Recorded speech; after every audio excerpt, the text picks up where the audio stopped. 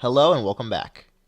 In our final lecture for this week, we will briefly be going over some of this week's assigned readings. There were a total of 6 readings that you should have read. So if you haven't gotten to all those yet, make sure you do that before watching this lecture. First, you had to read a selection from Ovid's Metamorphoses, as well as a passage from Homer's Iliad.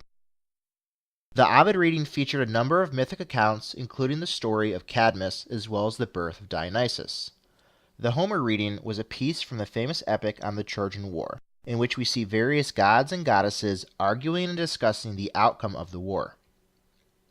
These were both primary source readings, and you should be thinking about these readings in connection to our lectures on the purpose of Greek myth, as well as the representation of myth in Ensemble's Age of Mythology. Next, you had 4 secondary source readings, including 2 articles on historical simulation, a short article on the visualization of mythology, and a final piece on violence in Euripides' Bacchae. It is these secondary source materials that we will focus on in our lecture today. The first article we will look at is Past Futures, From Reenactment to the Simulation of History in Computer Games, written by Net Vowinkle. Vowinkle argues that the field of history has been the only academic discipline to largely avoid utilizing simulation in research, class, and discussion. This is surprising considering how popular non-academic simulations of history have become through video games. Conversely, nearly every other discipline, both sciences and humanities, utilizes simulation as the third main method of gaining knowledge after theory and experimentation. In this article, Vowinkle hopes to define simulation from the historical perspective, explore a number of cases of historical simulation, and ultimately analyze how popular historical simulations affect our understanding of the past. Vowinkle defines simulation as the copy of a dynamic system or process which would be too complicated, dangerous, or expensive to be implemented in reality. She further goes on to point out a number of qualifiers that allow us to fully understand various types of simulations and which of these types are of interest to the historian. More specifically, Vowinkle argues that in a strict sense, simulation today is no more the imitation of something real, but rather a dynamic, data-based extension of past and present into the future. Thus, it makes sense that historiography has not been keen to utilize simulation, as history is full of contingencies and idiosyncrasies. In this sense, the simulation of history is a contradiction of terms. And yet, outside the academy, history continues to be simulated in popular fashion. Vowinkle begins by looking at 2 examples: the CD-ROM game of Cities and Citizens, and the short animated movie Nefertorptah at Giza. Ultimately, neither of these serve as good illustrations of historical simulation. Of Cities and Citizens is a static simulation, only allowing players to navigate through different menus. Despite what the cover says, players are not able to really experience the Middle Ages. Similarly, while the short animated movie actually allows players to experience some sort of historical or archaeological journey, the player is ultimately not in control, and in no way does the simulation allow for players to understand complex historical processes.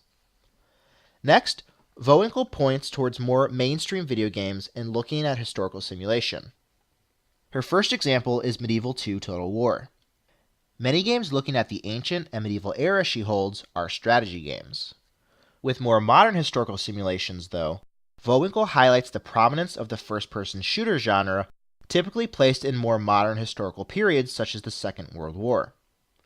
Citing air conflict and Battlefield 1942, Vowinkle suggests, however, that these games really do not try to enhance historical knowledge, but rather use historical events as a backdrop to meet a certain war asceticism popular in our culture.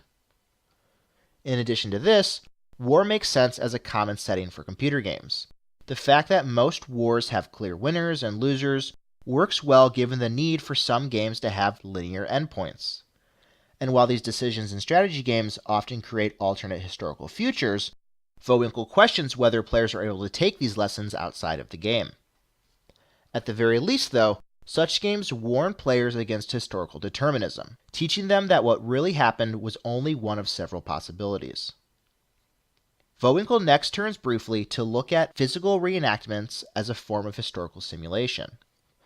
There are clear differences between such reenactments and video games. While video games often use the past to extrapolate future outcomes and possibilities, reenactment remains concreted in the past, not allowing for alternate histories. Likewise, while simulation typically remains virtual, reenactments deal with real people, places, and objects. Yet, in order to demonstrate how simulation and reenactment can be married, Vowinkle points to the game Waco Resurrection. How this game fits the bill of reenactment, given the freedom of players to act as they choose as David Koresh, however, remains an unanswered question. The article concludes with a look at how historical simulation has impacted our notion of history. After touching on the philosophical debate over reality and simulated hyperreality, Vowinkle looks at the ways in which simulation can create almost infinite parallel histories. She believes that by highlighting these past futures, we will be better able to understand historical scientific culture, our understanding of historical realities, and historical consciousness in general. Vowinkle concludes that while simulation is unable to predictably tell us about the future, it can certainly be utilized to better understand the past and its relationship to both the present and the future. A few questions to consider with regard to the Vowinkle reading. First, Vowinkle does not seem to place much stock in video games providing a great deal of education for their specific historical periods.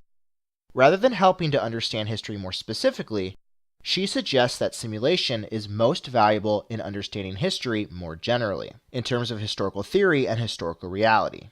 Do you agree with her conclusions?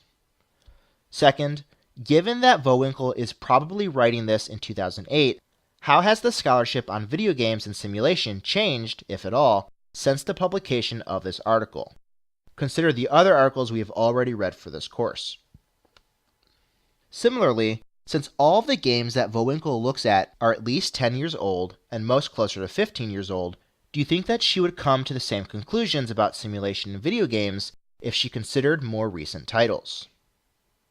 And finally, as a reflection of society, do you think that interpretation of video games differs from culture to culture? Do you think that Vowinkle's conclusions were influenced by the fact that she is a German scholar? Next, we will look at Jeremiah McCall's article, Navigating the Problem Space, the Medium of Simulation Games in the Teaching of History. I first want to point out that McCall's article appeared in the journal The History Teacher, the same journal that published the articles written by Ray and White and McMichael that we read for last week. Thus, in some ways, we can see these articles as in discussion with one another. McCall begins the article by carefully defining what a simulation is as opposed to a simulation game. According to his definition of simulation game, digital historical simulation games represent the past, placing the player in historical roles, ranging from traders and subsistence farmers to rulers and generals. The attraction of such games to both players and educators, McCall explains, is how immersive, interactive, and engaging they are, allowing players to make world-changing decisions while engaging with some concept of the historical past across a number of media. Research suggests that the benefits simulation games can bring to history education are significant, as simulation games utilize both multimedia and active learning instructional approaches. They offer clear learning benefits to certain students. In the STEM fields, the use of simulations have been proven to be effective at demonstrating the possibilities and consequences of complex systems. The use of microworlds allows students to discover for themselves the far-reaching effects that manipulating one element of a complex system can bring. Despite these advantages, such approaches may not clearly cater towards the study of the historical past, given its lack of quantification. Thus, the use of simulation games in the historical classroom needs further justification. It is McCall's purpose with this article to provide such a justification by detailing exactly what advantages simulation games can bring as a form of educational media, thereby helping fellow history educators develop their own learning environments. To go about addressing the relevance and utility of simulation games for the history classroom, McCall looks at the notion of problem space, a concept inspired by video game theory and problem-solving theory that effectively encapsulates both game realism and historical scenarios. It is the responsibility of the historical video game, McCall suggests, to present these problem spaces to players that must be overcome despite limitations to resources, difficult obstacles, and opposing forces working against them. By understanding history as the consequence of cause and effect, in which historical actors themselves face challenges, obstacles, and limitations, students can better understand the past as non-deterministic, understand the multiple factors that shape human action, and develop strategic problem-solving skills. Ultimately, such simulation games help students and teachers to remember the vast range of choices and possibilities that accompanied every historical person, decision, and event, actions that were inseparable from complex systems, networks, resources, beliefs, and basic needs. As systems themselves, simulation games can do a much better job than text at representing certain aspects of the past, allowing students to experience and therefore better understand history. Next, McCall looks at the importance of player choice in simulation games. One of the greatest advantages of simulation games is that they can offer players choices that are similar to those choices made by historical actors, something that text, image, or video is unable to do.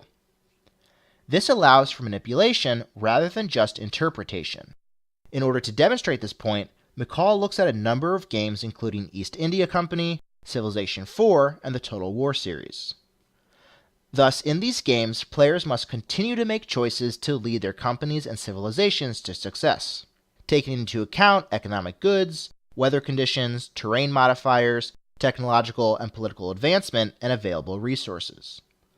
Games such as these can ground players in the reality of the past and contextualize the range of historic options. This allows players to better understand the reasons, motives, and effects of human action in the past, a process that constitutes the core of historical thought. Despite these advantages, McCall is clear to point out that simulation games are not without their weaknesses. In tracing these, he identifies 6 main problems that simulation games as a medium tend to encounter. These are entertainment bias, oversimplification, significantly counterfactual outcomes, over-access to power and information, emphasis on goal-seeking and individual choice, and quantification bias. Despite these weaknesses, McCall argues that these flaws are only problematic if simulation games are presented as pure truth, or if history is presented as a set of narratives of accurate information rather than the complex process of interpreting the past. Even the most well-established historical narratives, after all, remain just one interpretation of many. One of the goals of history education must be to teach students that history is a set of methods and attitudes, based on interpretations that often change and shift over time, rather than a static set of facts. Thus, simulation games should be treated as just another interpretation of the past, simplified versions of complex realities that can never be fully recovered. And like other secondary sources, simulation games must be analyzed, criticized, and evaluated to determine if they are more or less credible, as we must do with all of our sources.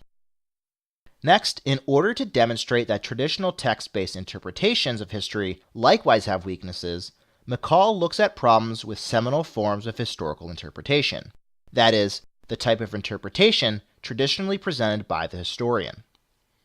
Such an approach likewise has problems with bias, oversimplification, narrative bias, and qualification and imprecision bias. McCall's purpose in pointing out these weaknesses to the traditional medium of studying history is not to suggest that simulation games should replace it, but rather that those who are unwilling to consider simulation games as a medium of historical inquiry based on the fact that it is a problematic medium are unfounded. In fact, these drawbacks found in simulation games can actually be beneficial to students if handled properly by teachers and incorporated into their learning objectives. Using the example of Rome Total War, McCall traces a 9th grade class that came up with a list of insightful questions based on playing the game. Indeed, questions that trained historians likewise ask and that are the center of much scholarly debate. The fact that simulation games lead to such high-level questions is telling of how they can be used successfully in the classroom. Similarly, McCall suggests that students might have an easier time questioning the authority of simulation games and seeing these games as an interpretation of the past rather than as a pure source of information, as students tend to do with textual sources. In addition to these benefits, simulation games also allow students and teachers to understand how the past is mediated, presented, and received in everyday life. McCall concludes his article by explaining the importance of teachers working with students when utilizing simulation games in the classroom. In order to provide concrete ways that teachers should make the most out of simulation games as a historical medium, he offers 5 principles that detail how these games can be effectively navigated and taught. A few questions to consider upon reading McCall's article.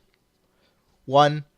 Do you think that, despite the weaknesses to the medium of historical simulation games that he points out, McCall ultimately proves his point with regard to the effectiveness of these games in the classroom? Question 2. Which of the weaknesses that McCall points out do you think is most damning to using simulation games in the classroom? Which weakness of traditional historical study do you think is the most troubling? And third, in order to emphasize the utility of simulation games as a form of historical interpretation, McCall maintains that all history, even the most widely accepted narrative, is ultimately just interpretation. Do you find this complete divorce from historical objectivity to be troubling? Next, we will look at the brief article written by Anne Thomas Wilkins entitled Using Visual Arts in Teaching Mythology. Whether it be through attending the Athenian Theater, listening to recitations of epic poetry, or seeing visual representations on buildings throughout the city, Wilkins explains that the stories of Greek myth were typically seen and heard rather than read. In fact, most ancient people were illiterate. Thus, by utilizing visual representation of mythology in the classroom, she argues, students can come to a more comprehensive view of the presence of mythology in ancient life. Such an approach may work well too, given that most students today are visually rather than textually oriented. Wilkins points to the example of Athena, as her statue in the Parthenon, Athena Parthenos, suggests a very different identity than her appearances elsewhere. By viewing the visual representations of the Centauromachi, for instance on the Temple of Zeus at Olympia, the Temple of Apollo at Bassae, and the Parthenon in Athens, students can likewise understand the deeper propagandistic and cultural implications that accompanied such mythic stories. Thus, the representation at Olympia of the centaurs and the Lapith women comments on themes of deceit and a lack of self-control in light of the chariot races and Pan-Hellenic games that were held at Olympia. Along with portrayals of the Trojan War, the battle between the gods and the giants, and Theseus fighting the Amazons, the Centauromachi likewise appeared on the Acropolis in Athens. Its appearance here, built during the Periclean age of Athens following the Persian Wars, speaks as a foil for civilized Greeks versus barbarian other, serving as a present warning as well as a past reflection of the violence of the Persian invasion of Greece that ultimately ended with the supremacy of the civilized Greeks. Ultimately, Wilkins emphasizes the important contribution that visual representation can bring into the classroom, not seeking to replace discussions of text, but rather to enhance them. A few questions based on this short reading. First, do you think that incorporating visual representation into other aspects of history could be equally effective? Second, while visual representations can work to enhance textual portrayals, as Wilkins argues, how would we handle a situation where the visual representation was at odds with the text? And the third question, given the importance and utility of visual representation, do you think that Age of Mythology offered players an authentic portrayal or experience of Greek mythology? The final article that we will look at is Perspectives on Violence in Euripides' Bacchae by Simon Paris.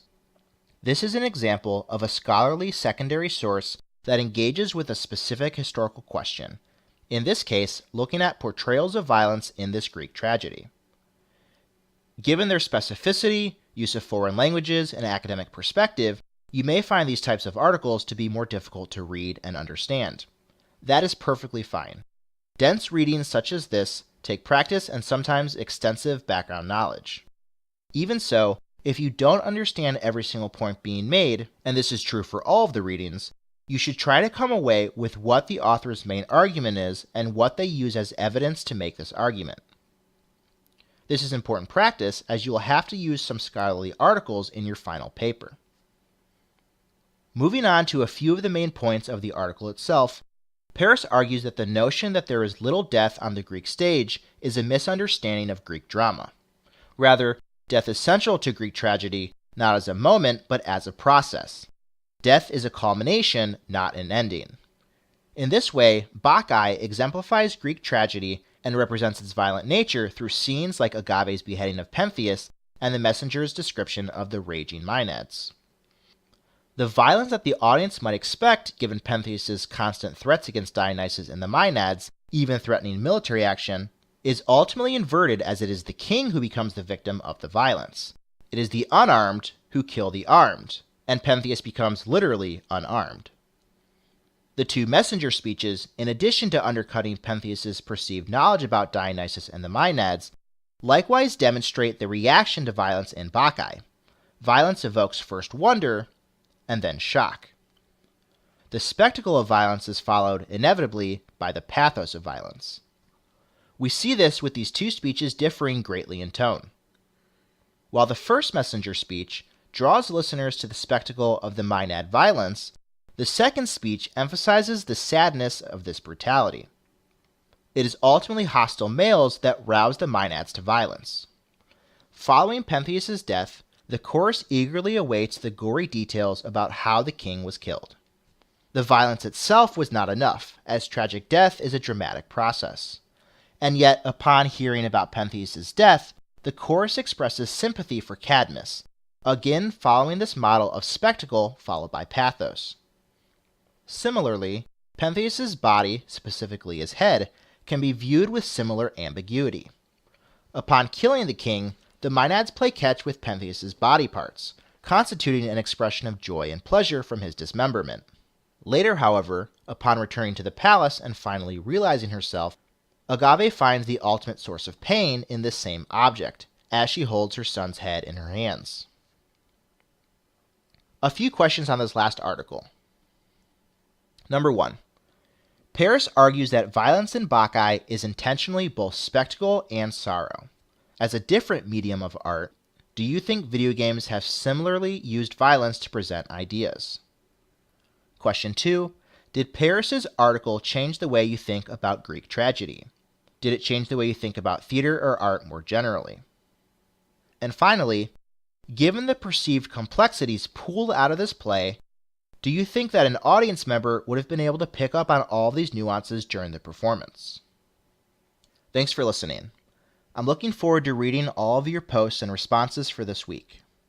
Next week, we'll be staying in the ancient world, but shifting over to look both at Roman history as well as the game Rome Total War. See you then.